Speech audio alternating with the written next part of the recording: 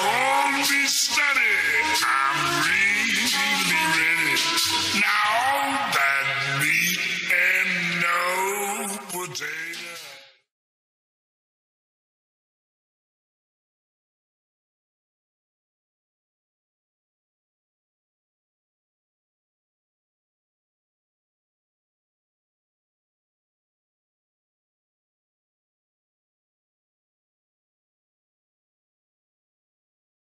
If a pilot is flying around the curve of the Earth, then he should be dipping the nose down every 5 minutes. He should be dipping the nose down to stay around the curve. But the thing that really got me interested was, as you say, the gyroscope. In a plane, there is an artificial horizon. Okay, and it's based on a gyroscope. And if you spin a gyroscope on a surface, it will want to stay upright. You can twist and tilt the surface as much as you like, the gyroscope will stay upright. So, if a plane has a gyroscope and it starts following the curve of the Earth, the gyroscope would stay upright, which means the artificial horizon will start to roll backwards. But it doesn't. That's absolute proof that a plane flies over a flat surface rather than a curved one. Because I asked the pilot on my last flight, do you ever notice the artificial horizon rolling backwards? He said, no, but the artificial horizon has complex electronics in it to make sure it knows where it is on the Earth and it compensates. But I went to the manufacturer of the artificial horizon, and they confirmed to me that it's completely mechanical, nothing electronic in it whatsoever. So it's literally just a gyroscope that can freely move. So that right there is proof to me that planes fly over a plane. None of it makes sense. The problem is that we're taught as children, this ball Earth lie, and you might ask as a child, what about the people in Australia? They're standing on the bottom of the globe, won't they fall off? And your teacher says, no, gravity. And you go, oh, okay. And you never go back to that question. But when you go back to it as an adult and start looking at it with a critical eye, right, the whole thing falls apart. As you say, the globe is spinning at 1,000 miles an hour. Neil deGrasse Tyson, who's a leading astronomer in America. I'm Neil deGrasse Tyson, bitch. Tells us that the Earth is not a perfect circle, it is actually an oblate spheroid, it's squashed and wider at the equator, yeah? So Earth, throughout its life, even when it formed, it was spinning, and it got a little wider at the equator than it does at the poles. So it's not actually a sphere, it's oblate. And officially, it's an oblate spheroid. That's what we call it. But not only that, it's slightly wider below the equator than above the equator. A little chubbier. A little chubbier. Yeah. Chubby's a good way. It's like pear-shaped. So my question to him would be, why is there land at the equator? Because water will move more readily than rock. So if the Earth is spinning, the water will be collected at the equator. I mean, if you spin a wet tennis ball, the water shoots off at the equator, essentially. So all the water will be gathered around the equator. So why is there land at the equator? Doesn't make any sense. The other thing that's about the spinning Earth is looking at the stars. Now, directly above the axis of spin is the pole star, Polaris, directly over the North Pole. And we're told that the reason that all the stars spin around the North Star is because the Earth is spinning at 1,000 miles an hour. Seems to make sense, because if you put a long exposure camera pointing at the North Star, you'll see the stars will make perfect circles around, perfect star trails. The only problem is the Earth is also orbiting the Sun at 67,000 miles an hour. Okay, the Sun is moving, dragging the Earth and all the planets up that way or that way at 600,000 miles an hour. So why do we see perfect circles? You know, because that's the slowest speed, that's slowest motion in that mix, and yet the Earth is moving 67 times faster that way and 600 times faster that way.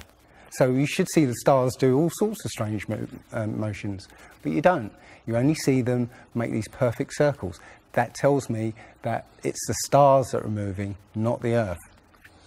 The thing is, what the scientists will give you is calculations and and theories why that happens. But we have experience. We see things and they either make sense or they don't make sense. What the scientists do is substitute our common sense and our intuition for calculations and theory, and we're supposed to believe the calculations rather than what we experience ourselves. There was a famous experiment back in the 1800s in England called the Bedford Levels experiment. Now, the Bedford Levels is a canal that is perfectly straight for 6 miles. Okay, so what a chap called Samuel Rowbottom did was he took a telescope, put it in the water about 8 inches above the water, and he had a friend, in a rowboat with a flag on the back, row all the way to the other end, and he was able to see the flag on the back of the rowboat the whole distance. Now, according to spherical trigonometry, the curve of the Earth is 8 inches per mile squared. So over 5 miles, that's 5 times 5, 25, times 8, which is 200, works out, that's 200 inches, which works out at 16 feet. That means the boat should have been 16 feet below the horizon. He shouldn't have been able to see the boat. Now, the scientists will say, oh, refraction and this and light bending around the Earth and stuff. But the fact is, it's perfectly flat. And he in his book, he puts forward many arguments that show that, or many experiments that show the Earth is always perfectly flat. They say that you see the mast, go down last. It's literally just the way your vision works. Yeah, it's perspective and atmospherics basically. The limit of your vision is supposedly 3 miles. And then after 3 miles, you're supposed to see the boat start to go over the horizon. It's funny that Neil deGrasse Tyson again says that, explains that you can't see the curvature of the Earth from a plane. He says this, you can't see the curvature of the Earth from a plane because you're not high enough. The Earth is so big that you can't get high enough to see the curvature. Yet, you can apparently see a boat go over the curvature over the distance of 3 miles, which doesn't make sense. The thing is, when you look out and you see a boat start to go over the horizon, if you suddenly get a pair of binoculars and look, it comes back again. And once it goes out of the sight of your binoculars, if you get a telescope, it comes back again. It doesn't go over any curve of the horizon.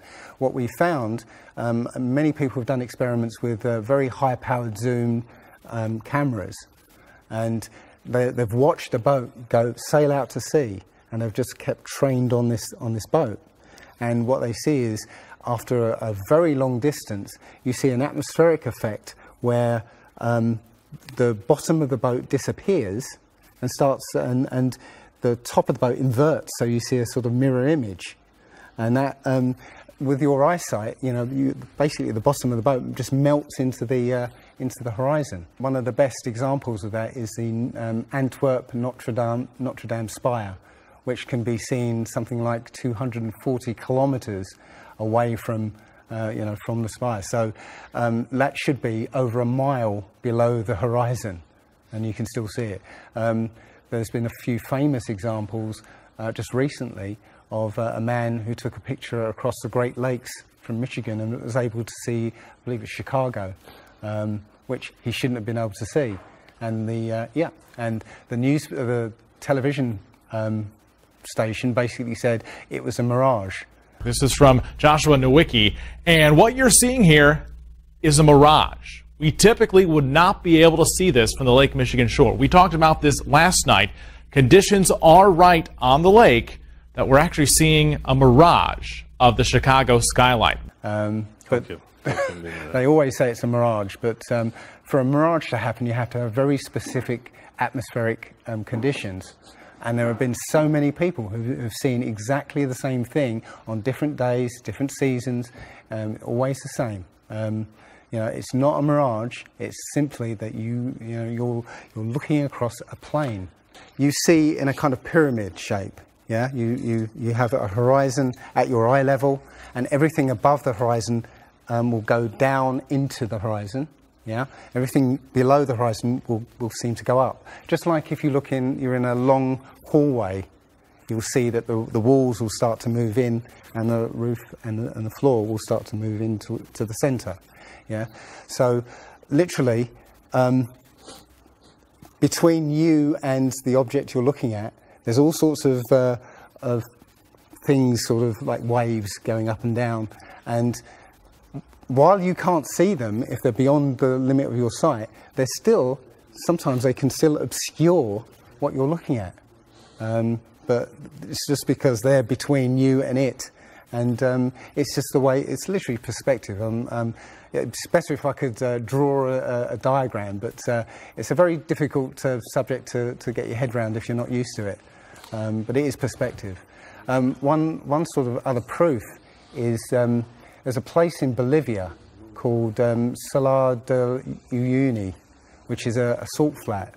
It's literally 100 miles wide one way and 80 miles across.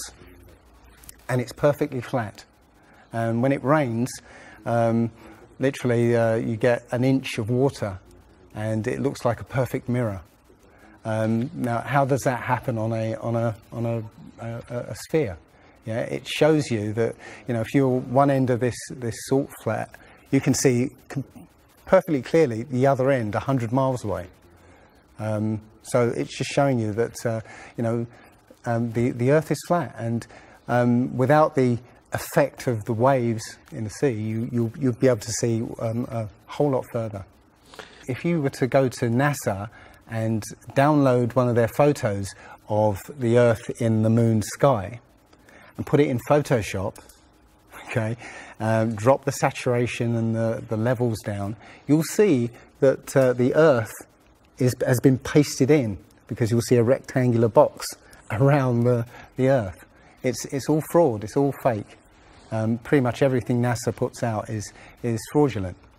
There are no images of Earth from space. The only one that NASA actually claims is a photograph was from 1972, and it's the famous picture. It's got Africa sort of near the top, and it's the same picture they've been using for the last 40 or 50 years in every textbook. Every other image is what they call a composite. It's Photoshop. And many of us have been looking at these images of Earth, including the one they called the Big Blue Marble, which was released in 2002, I think. Again, when you zoom into it with Photoshop, you'll see where they've used the clone tool in Photoshop to take a picture of one of the clouds and stamp it in various places around the picture. They got lazy.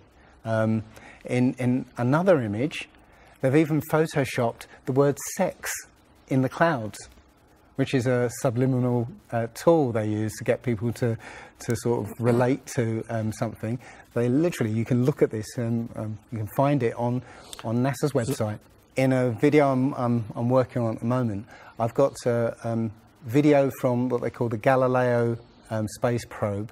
As it left Earth, it took a series of shots of Earth, apparently, and you see that over the course of 25 hours, the clouds never move.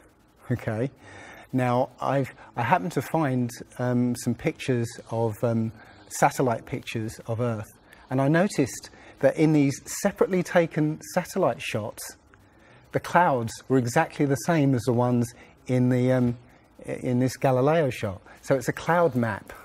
It would be very simple indeed to just silence everybody, put an end to this topic once and for all, turn the Hubble round and show us Earth in real time, zooming in onto a place so that we can see what's happening at that place, and we know that there is something up there looking down on us from space. But they will not do it. They can't do it. It doesn't exist. It literally doesn't exist. When you go onto the plane tracking software, you'll see hundreds and hundreds of flights over the northern hemisphere, and you can track those flights from beginning to end. When you look at any flight in the southern hemisphere, what you'll find is the flight takes off and disappears off the tracking, usually about an hour after takeoff, and then later on will reappear an hour before landing. Now, there's no explanation for it. I mean, the point is that distances are very different, and distances and flight plans are very different on the flat Earth than they are on the ball. And when you look at flights in the southern hemisphere, they make some really crazy, sort of deviations. So, for instance, if we look on here, let's say a flight from Cape Town over here to Australia, say Sydney in Australia, they will take you to Dubai first, somewhere around here. Yes. Just recently, there was a case of a woman who was pregnant on a flight, and she was her waters broke on the flight, and I think it was from the Philippines to Los Angeles. Mm-hmm. And again, if you look on this map, you're from around here somewhere to here. Okay. Now they were flying across, and literally her waters broke, and they had to divert. They had to land. So instead of either going back to the Philippines or going on to Los Angeles, they landed in Alaska. Which again, if you look on the flat map, it's again a straight path. Santiago, Chile to Australia, mm-hmm. right? Will usually stop in Los Angeles. Again, you can see on the flat map that it's again a straight path. It all seems to make sense, and if the only thing that would sort of confirm it or disprove it would be GPS, but hey ho, GPS doesn't work in the southern hemisphere. This is an issue because there have been a few people who said they've taken flights that have taken only 14 hours, and they're direct flights from Australia to South America. Now, somebody has actually redrawn the flat map to take into account these the distances, and apparently the distances work out. I haven't seen the map myself, but I should be looking further into it. But yes, up until these people came forward, and again, I haven't seen any real evidence that they have taken these flights. They told me they've taken these flights, but who knows? They can actually advertise a flight that's direct. They can price it out of the range of most people to take, and then if anybody does take it, they could cancel it.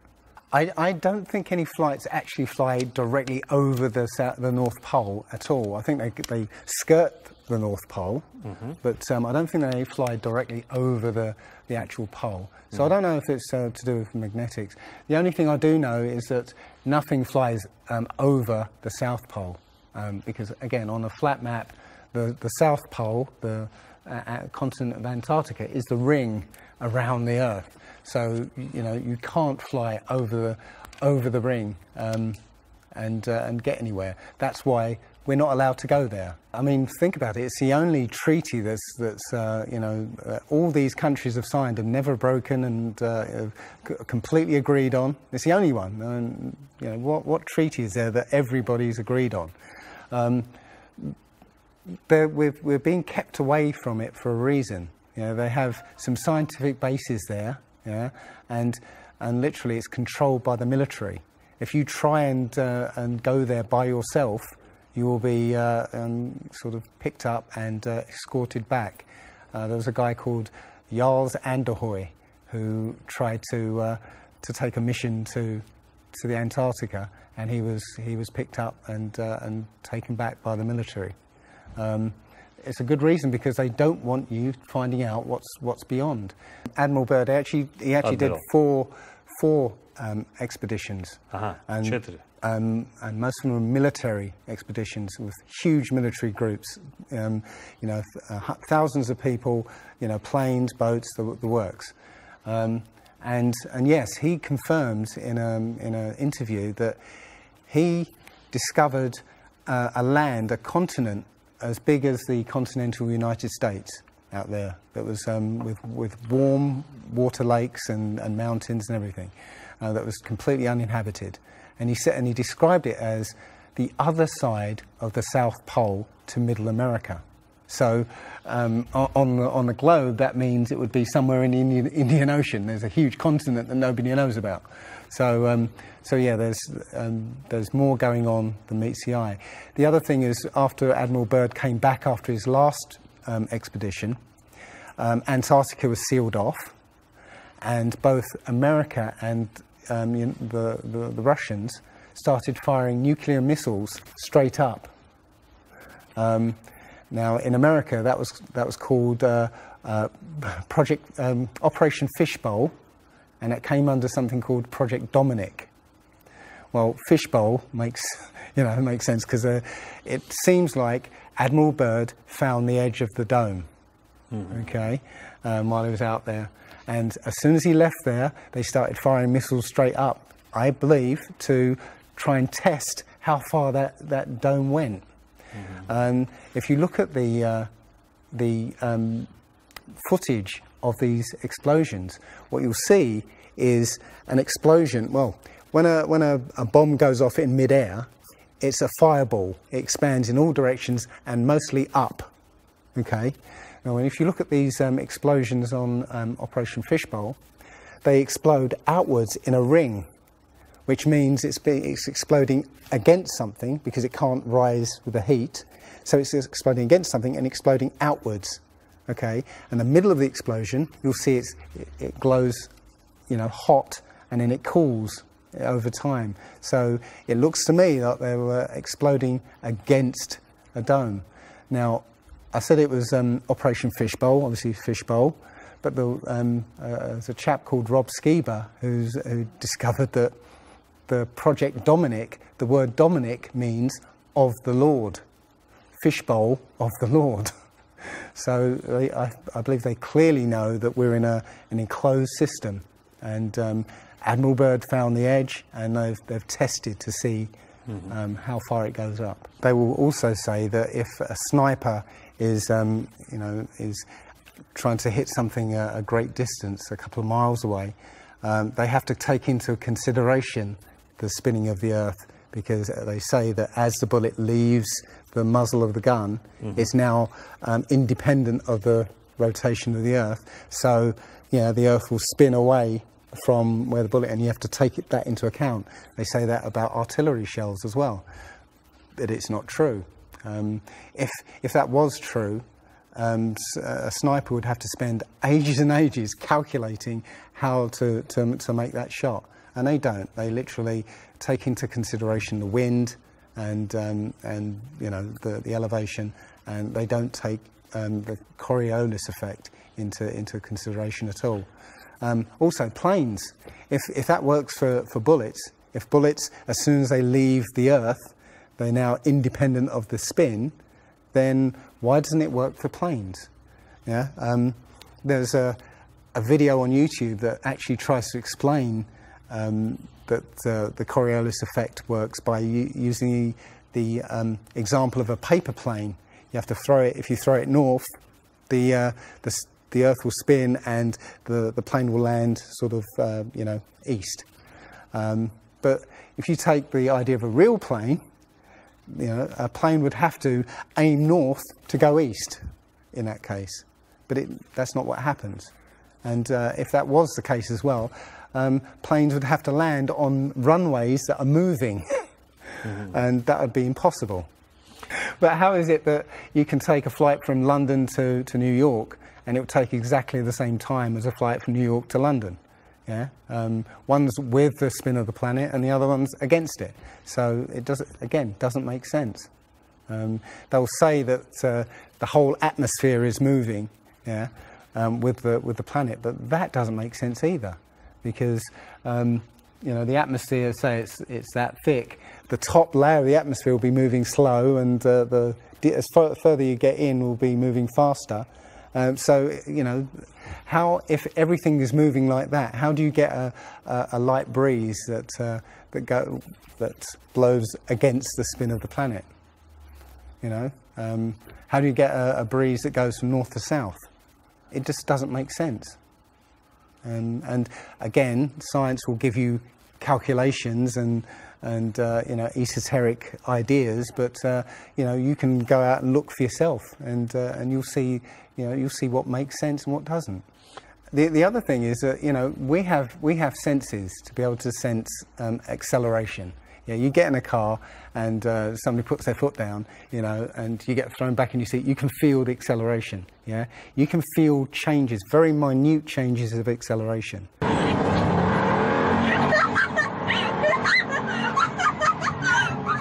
Yeah. So how is it that if you live up here in Macedonia, yeah, which is spinning at maybe 700 miles an hour, yeah, because the speed it's spinning is slower than this speed. So if you took a flight down to Africa, yeah, on the equator, why don't you feel the change in acceleration? Yeah, so why don't you feel the change in acceleration? You have these senses that will register the slightest change.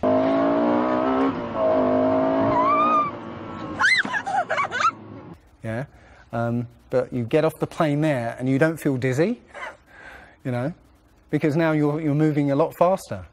So no, it doesn't make sense.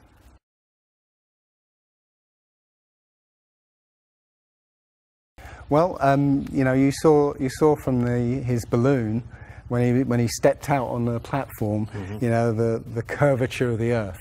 Yeah, it looked very obvious. Oh, everybody pointed it and said, "Oh, look, there's a curvature." But when you actually looked at the ground, when you looked at the Earth, well, it was New Mexico. That's where he jumped. The whole Earth that you saw there was New Mexico. So if that was a curvature, the Earth must be very, very small indeed, and New Mexico must take up a huge part of it. Yeah, it was a fisheye lens to curve that, to make that curve. And when he jumped, it took, I think it took him like 2 hours to get to that height. Yeah, he went straight up.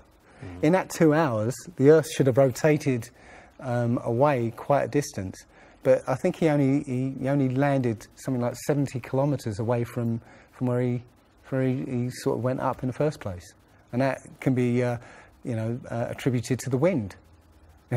So no, I mean that there's no proof whatsoever. There is so much to this. As I said, if you start looking and asking questions about the very basic things, you'll find that the answers you were given as a child just do not make sense.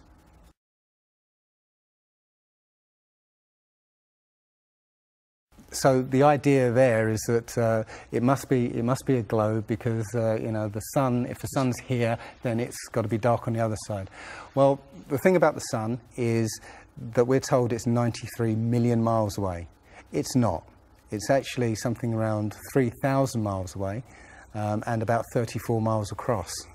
That might sound really crazy, but if you look at look out on a day that's got broken cloud, you'll see that the sun rays will come out at an angle. Most people have seen this. The rays come down at angles. If the sun was 93 million miles away, then all the light will be coming parallel.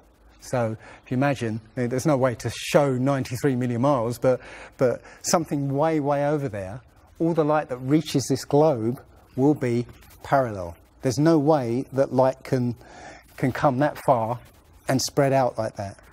Now, if you follow those light rays, you'll see exactly where the sun is.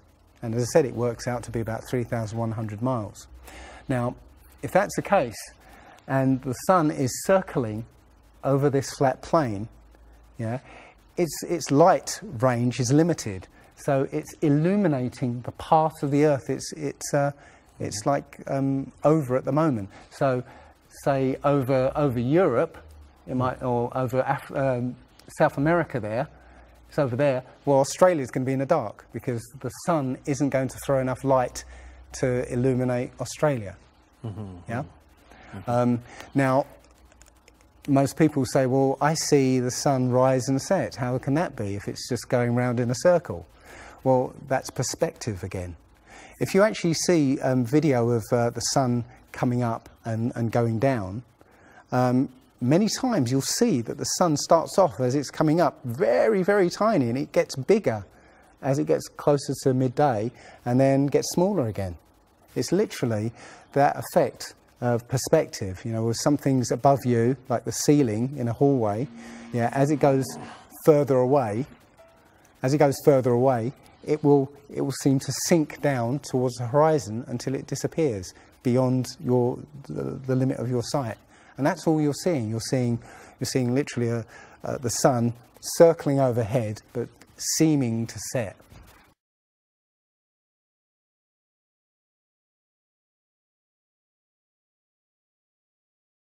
There was a team in California that launched a rocket 75 miles up. And you can find this video on YouTube. It's difficult to watch because the cameras, there were 7 cameras on this rocket, and it was spinning as it went up, so it's very, I say, difficult to watch. But this chap, Refi, studied this video meticulously, looking for some kind of mistake or some kind of evidence, and he realized that he could see the moon. So he went online to a website called timeanddate.com, where it will show you graphically where the moon and sun is at any time on any day. And he did a bit of detective work to find out exactly when the rocket was fired, and found that the moon should have been on the other side of the planet, over Australia. Now, the rocket was 75 miles up and it could see the moon, but anybody down on the ground wouldn't be able to see it. But the point is that if the moon was over Australia, on the other side of it would be on the other side of the planet, which is, okay, there. So down there on the other side of the planet, and the rocket went up here. So there's no way that rocket should have been able to see the moon on the other side of the planet.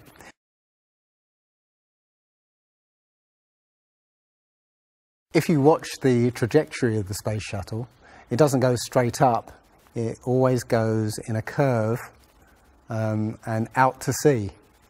The point is that they actually go horizontal. The space shuttle goes horizontal. It never goes any further up. It goes horizontal, very, very low down in the atmosphere, because it drops its external tank while it's still in the atmosphere.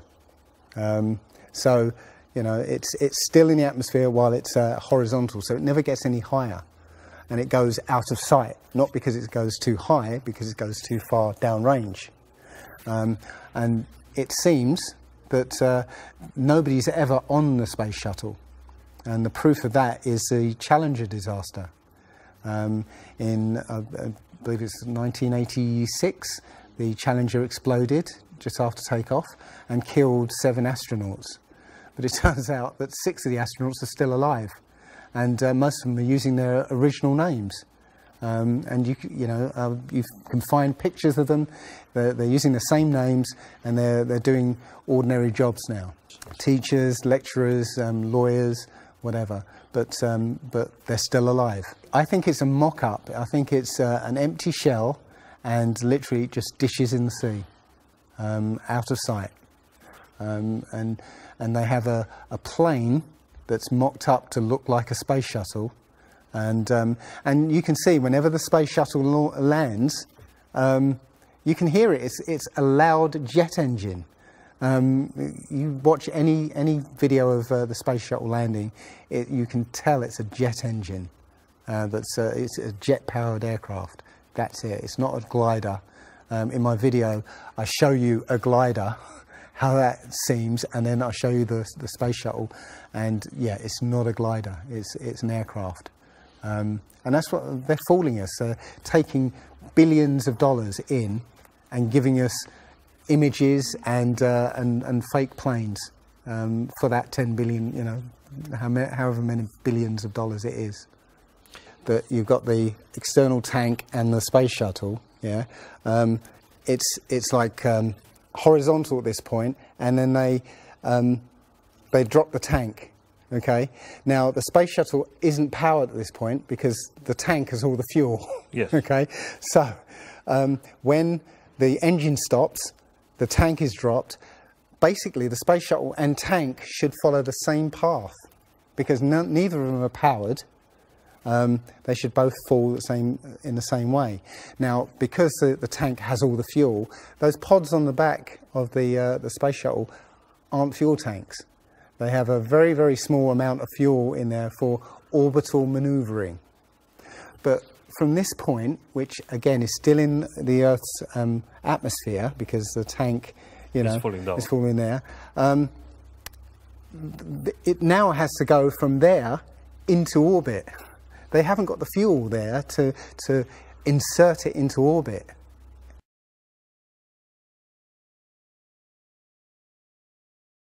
Disney and NASA have worked very closely together. Disney worked with NASA on the moon project. Yeah, they made it. They filmed it so that it would be entertaining for the masses. Yeah, and they're still working with NASA. I absolutely believe that Stanley Kubrick, you know, filmed the moon landing. He left a few clues just to say, so that, you know, like Michelangelo. Yeah, so that we eventually would know that this was his work. Yeah, I did this. It's a joke. It was meant to fool people in 1960s. So you got like clear footprints, but yet you don't have where an impression where the pads of the lunar lander were, or a blast crater where the engines were blasting downwards. And also, the camera followed the capsule straight up, right? And it followed it very precisely, right? And it stopped when it started to pitch over, right? Now, NASA says, "Oh, we did it remotely." Well, there was a 2 or 3 second delay between sending signals and the camera starting to respond, and then another couple of seconds for them to see what's happened. So it's next to impossible to get that sort of accuracy with that kind of and it's only done once. I mean, they can't sort of keep doing it over and get it right. You know, they do it once and they got it right the first time. So no, it's either they left an astronaut on the moon to film them, or it was fake. It was fake. It was absolutely fake. There's not too many people involved in this. I mean, NASA controls space as such. The other agencies have popped up, but literally it's a money-making scheme. NASA makes, you know, hundreds of billions of dollars a year. Dobra, Rusy. Okay. The Russians, okay, they're getting in on the act as well. You know, they make money from this. And have you seen the imagery that they put out? The Chinese have put out, or I think it was the Japanese that put out images of Earth from the moon, and it looks even more fake than NASA's ones. It's a money-making scheme, and they're all joining the bandwagon. But you know, that isn't the first thing that's been hidden over the years. I mean, we're all driving petrol cars because 100 years ago, the Rockefeller family basically cornered the market on oil, and the car industry was going electric.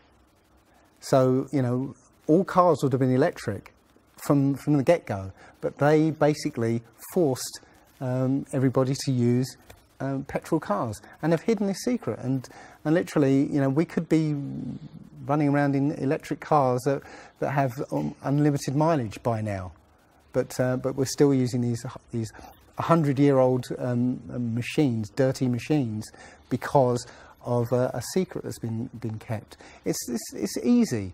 If everybody's been trained into believing that this is real, right? And there's space, and it's within our interest to explore space and you know, go to the moon, go to Mars. Yeah, people will pay for it, and they're making billions. Mm-hmm. And yeah, there's more to it, because I believe there's a big deception coming, and it's to do with aliens, because now since Roswell, 1947. That was the first time anybody had ever understood the idea of aliens. But since then, we've been bombarded with science fiction and the idea of aliens. And most people believe there are aliens out there. So they've prepared us for an alien invasion or an alien saviour. And I think the flat Earth came along at the right moment to educate people, to make people believe or understand that we've been lied to. And if you know, as I know in my heart now, that is real and this isn't, I will not be fooled by aliens coming, because there are no aliens. There's no space. Yeah, it's all fantasy by Disney and NASA.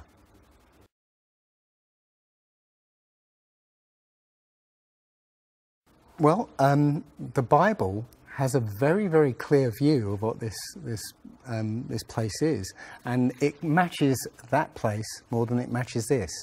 Okay, and what it says is the great deep is under it, just water. It's just deep water, and above the firmament is water. And you know, it says in Genesis that he separated the water below from the water above, and made a space. And then made dry land appear out of the water. So what's under the flat Earth? Well, it's water, and it just goes on. Again, I don't know for sure, because I've not been under there. I don't know what's past the outside of, or the you know, the first few hundred miles of Antarctica. But everything I've seen over the last year and a half tells me that is true and this isn't. And I'm starting to believe and trust my intuition about this.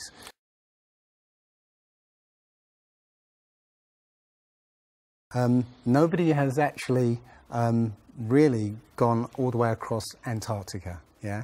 Now, there are millionaires out there who could, you know, assemble the resources to make an expedition and completely, you know, go across and chart Antarctica and make a name for themselves, being the first person to do that. Yeah, but nobody ever does. One thing I was going to say, which is slightly totally off topic, but the topic I really want to go to is that people, ordinary people, have become scientists through this. Okay. You know, the science community is ignoring a lot of the things that we're looking at, and so normal people are going out and doing experiments. And one of the experiments has turned up an amazing fact that we've not been told, and it destroys the whole idea of this heliocentric system, and that is the moon. If you get a piece of card, put it on the floor, and sort of you put another piece of card to act as a barrier for the moonlight. So you have the moon above, card on the floor, and a piece of card in front to shield half of the card. Yeah. Now, a lot of people have these laser thermometers. Now, you can actually measure the temperature of the moonlight next to the temperature of the shade of the moonlight, and you'll find the moonlight is colder than the shade, the opposite from the sun. So the moon is throwing out its own light, and that light is the opposite from the sun. Now, that tells you that it's not reflecting the sun's light. It's producing its own, and its light is different from the sun's. So, you know, the scientific community have not told us this, yeah, because they won't tell us this because it destroys this idea that the sun is, you know, is lighting up the moon.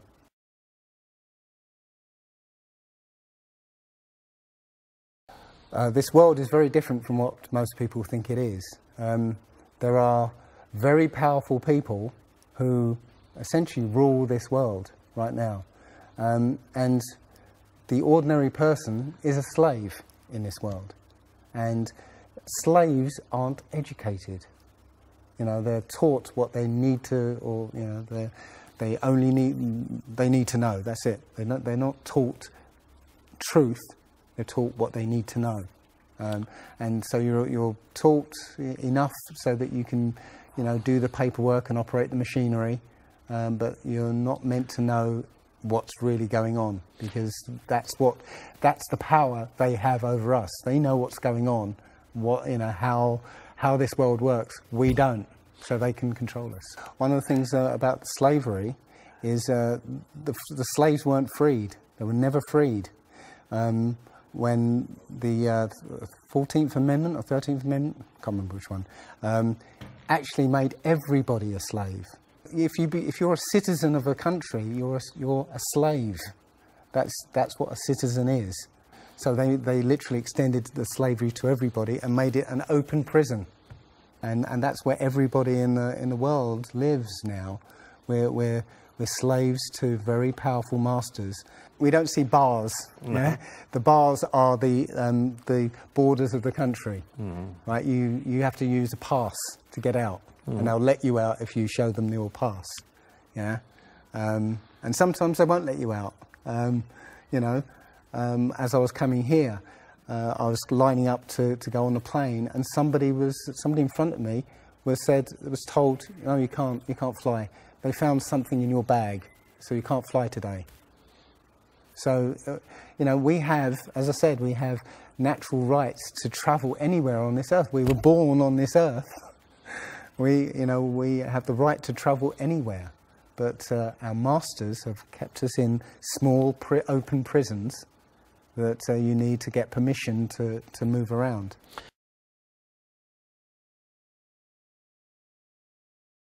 This idea that, billions of years ago, nothing exploded and then everything came out of that nothingness, ridiculous. But they try to make you believe that the idea that a supreme being, a creator, created this is ridiculous compared to that idea. I mean, if you look at it objectively, I would lean towards a creator because, there's so much that points to, the fingerprint of a creator. But it's no less ridiculous than nothing exploding and becoming something. In my opinion, the Big Bang theory and the theory of evolution and the Ball Earth theory are all interlinked, and they're all there to make us feel as though we're insignificant. We're small, tiny, miniature, unimportant pieces of slime crawling around on a speck of dust in an infinite universe. If that's true, and there's no purpose, there's no meaning to anything, then our owners can do whatever they want with us. Then, this is all accidental, so food can be genetically modified because it's imperfect. We can be modified because we're imperfect. If we realise that this is the universe, and complete universe. Yes, this system is is everything. Everything that NASA has put out is CGI, is fake. Okay, people say, I think you mentioned it. If you look out into the universe, you see that the moon is round, spherical, and the planets are spherical, and so why are we flat? Well, how do you know that the planets and the stars are spherical? All you get is, if you look for a telescope, you see a flat disk. If you think you see a spherical shape there, well, it needs two eyes to resolve 3D. If you're looking for a telescope, you can't see anything in 3D. It's going to be flat anyway. So all you see is a flat blob of light. It's only NASA that's given you these beautiful pictures of so-called planets and stars. Yeah. So it's a fallacy to say, well, everything else out there is spherical, so we must be. You know, how this is special. You know, so why? It's like saying a basketball is round, so why isn't the court round? You know, it's a fallacy. So this idea of a ball Earth, theory of evolution, the Big Bang, is all about making us feel nothing, so that we can be used. If everybody realized how special we all are, how unique every single life is, then this whole world would change overnight. We wouldn't allow ourselves to be used by this cabal. We wouldn't allow this planet to be destroyed, because they're destroying it because, oh, it's just an accidental planet, one of millions. We've found other Earths, you know. Eventually, if this one gets too messed up, we'll go to another one. No, this is it. So if we all realise that, then we wouldn't allow all these things that are going on. It's all about control. There are a small group of people who want to control the world, and because there's so many of us out there, you know, they can't control us directly. They can't, you know, this small group of people can't, you know, come round to all of us and control us directly. So they must use our own minds, our own hearts and minds against ourselves. And this is what they've done. They've educated us into this world, into this globe spinning, you know, heliocentric Big Bang evolution world, which makes us nothing.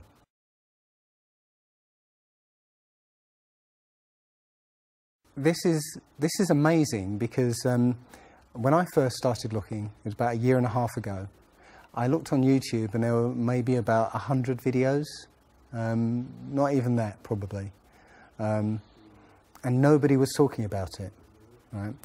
And then over 2015, it exploded.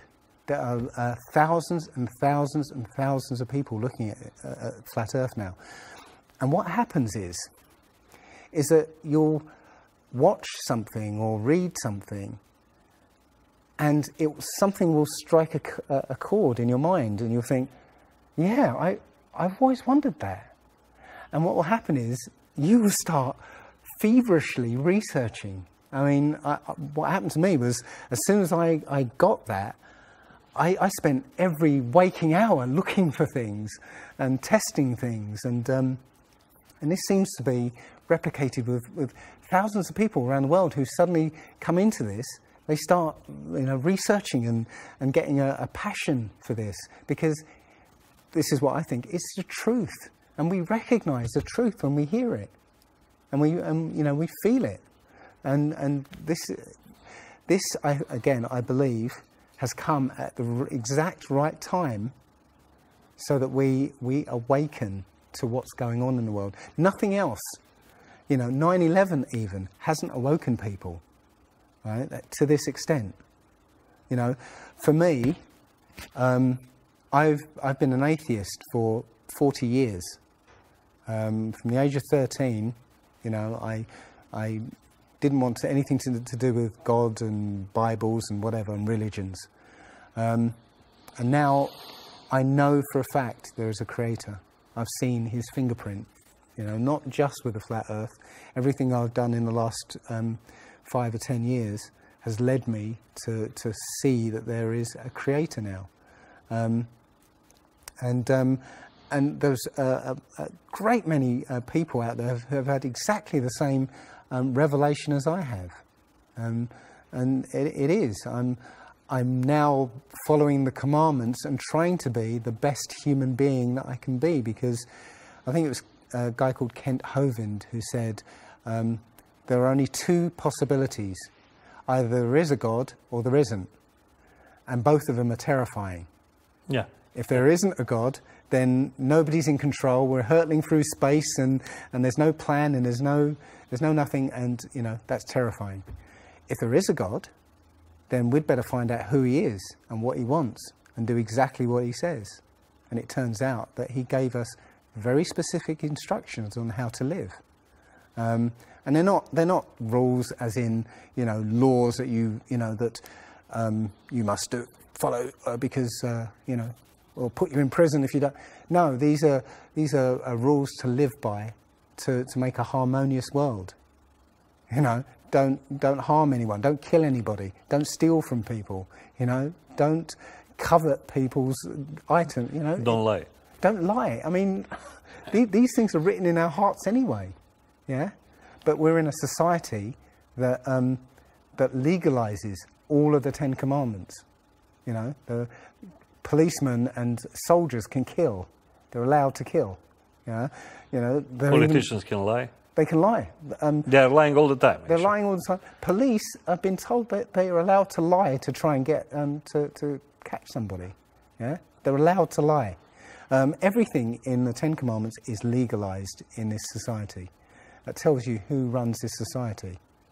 Yeah. So yeah, this is a profound movement. I don't like using the word movement, but it's a profound shift in consciousness for people because, and like any other topic that's come out in the last few years, this one has made people realise that they've been lied to.